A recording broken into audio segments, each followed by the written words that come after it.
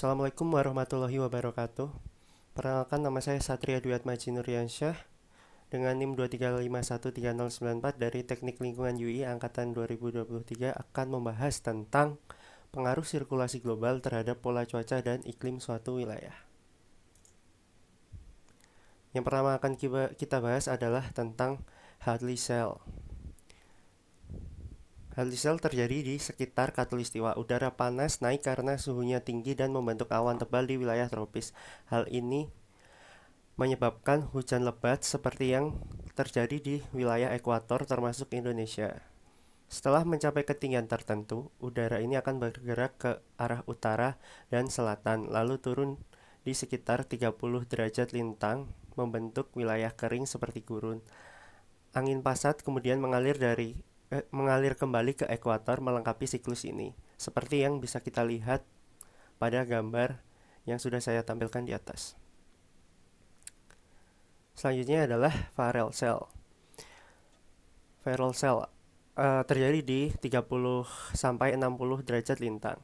Di lintang menengah, udara dari subtropis bergerak ke arah kutub membawa udara hangat. Di zona ini, angin barat atau westerlies sering membawa cuaca berubah-ubah seperti badai dan hujan. Contohnya, di daerah Eropa dan Amerika sering mengalami perubahan cuaca ekstrim karena interaksi udara hangat dan dingin di wilayah ini. Polar Cell. Polar Cell mempengaruhi cuaca di wilayah kutub dengan udara yang sangat dingin dan kering. Udara bergerak dari kutub menuju lintang 60 dan bertemu dengan udara hangat dari Farrell Cell menyebabkan badai salju dan front dingin. Kondisi ini menjadikan wilayah kutub memiliki suhu yang sangat rendah sepanjang tahun dengan es permanen dan sedikit curah hujan. Kurang lebih letaknya di sini, di kedua kutub.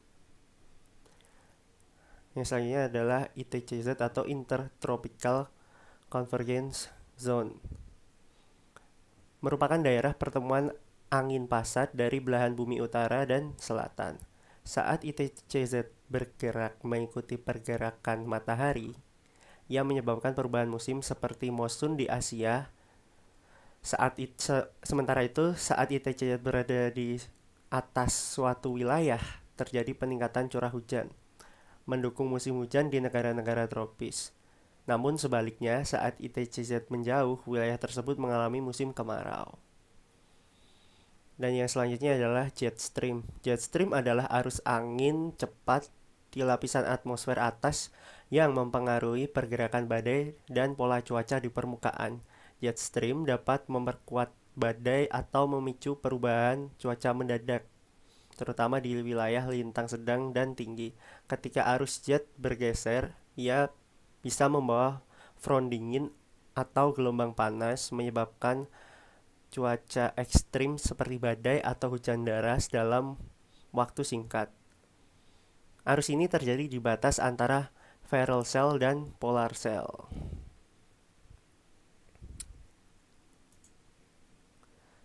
Selanjutnya kita akan membahas tentang gaya Coriolis. Gaya Coriolis adalah efek yang membuat aliran angin dan benda bergerak melengkung saat mereka bergerak melintasi permukaan bumi. Gaya ini disebabkan oleh rotasi bumi yang berputar dari barat ke timur karena bumi berbentuk bola dan berputar. Kecepatan rotasi tidak sama di semua tempat, terutama di khatulistiwa. Rotasinya lebih cepat dibandingkan di dekat kutub. Akibatnya, benda atau massa udara yang bergerak di lintang yang berbeda mengalami pembelokan arah. Di belahan bumi utara, angin berbelok ke kanan seperti pada gambar ini, dan sementara di belahan bumi selatan, angin dibelokkan ke kiri seperti di bagian bawah gambar.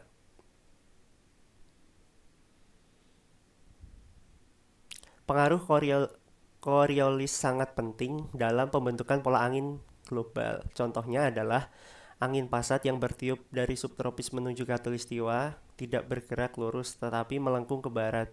Di lintang menengah, westerlies atau angin barat bergerak dari barat ke timur, dan angin kutub atau polar easterlies melengkung ke timur.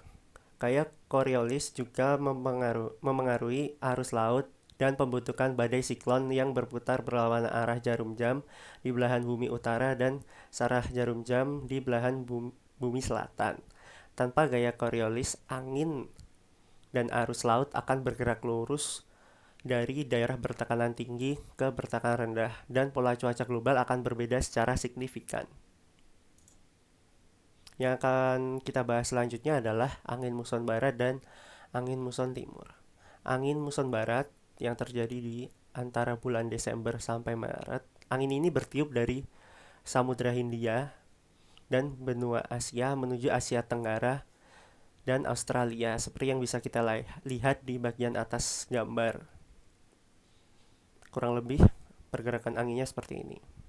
Karena udara yang mengandung banyak uap air dari lautan, angin ini menyebabkan musim hujan di Indonesia. Musim hujan menjadi waktu yang ideal untuk menanam padi dan tanaman lain yang membutuhkan banyak air. Di Pulau Jawa dan Sumatera, sebagian besar petani menanam padi pada periode ini karena suplai air berlimpah. Namun, curah hujan yang ekstrim sering menyebabkan banjir di kota-kota besar seperti Jakarta, Semarang, dan Bandung. Selain itu, tanah yang jenuh dengan air di wilayah pegunungan meningkatkan risiko tanah longsor. Bencana ini mengganggu aktivitas ekonomi dan infrastruktur serta menimbulkan kerugian sosial dan material. Kondisi lembab dan tergenangnya air menjadi tempat berkembang biak nyamuk sehingga meningkatkan risiko penyakit seperti malaria ataupun demam berdarah juga bisa. Yang selanjutnya adalah angin muson timur. Angin muson timur terjadi antara bulan Juni sampai dengan September. Angin ini bertiup dari benua Australia yang kering ke arah Indonesia, seperti yang bisa kita lihat di bagian bawah gambar. Kurang lebih arah pergerakan anginnya seperti ini. Udara yang di bawah angin ini lebih kering, menyebabkan musim kemarau di wilayah Indonesia dengan sedikit curah hujan.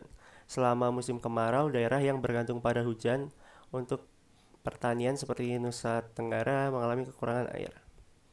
Tanaman yang tidak tahan kekeringan seperti padi akan sulit tumbuh sehingga petani beralih ke komoditas tanah kering seperti jagung dan singkong.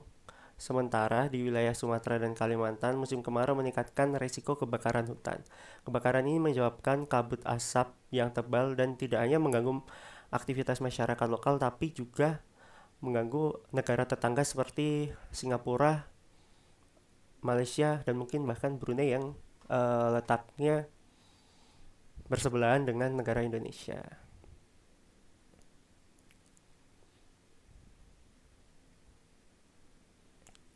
Penurunan curah hujan juga membuat pasokan air bersih menjadi langka di beberapa daerah. Banyak sungai dan waduk mengering memaksa pemerintah untuk memberlakukan distribusi air terbatas untuk memenuhi kebutuhan rumah tangga dan industri. Yang selanjutnya akan kita bahas adalah El Nino dan La Nina. El Nino terjadi ketika suhu permukaan laut di bagian timur dan tengah Samudra Pasifik, atau lebih tepatnya dekat dengan Amerika Serikat, menjadi lebih hangat dari biasanya. Angin pasat yang biasanya bertiup dari timur ke barat melemah sehingga air hangat yang terkumpul di timur Pasifik. Akibatnya, curah hujan berkurang di Indonesia dan wilayah Asia Tenggara tetapi meningkat di Amerika Selatan. Seperti yang kita bisa lihat di gambar bagian atas. El Nino juga menyebabkan kemarau panjang tersebut meningkatkan risiko terjadinya kebakaran hutan seperti gagal panen dan juga kekeringan. Selain itu, juga menyebabkan perubahan ekosistem laut. Nelayan di Pasifik biasanya mengalami penurunan hasil panen atau tangkapan ikan karena migrasi ikan yang menjauh dari perairan hangat. Selanjutnya adalah La Nina. La Nina adalah kebalikan dari El Nino. Selama La Nina, suhu permukaan laut di timur dan tengah Pasifik menjadi lebih dingin dari biasanya.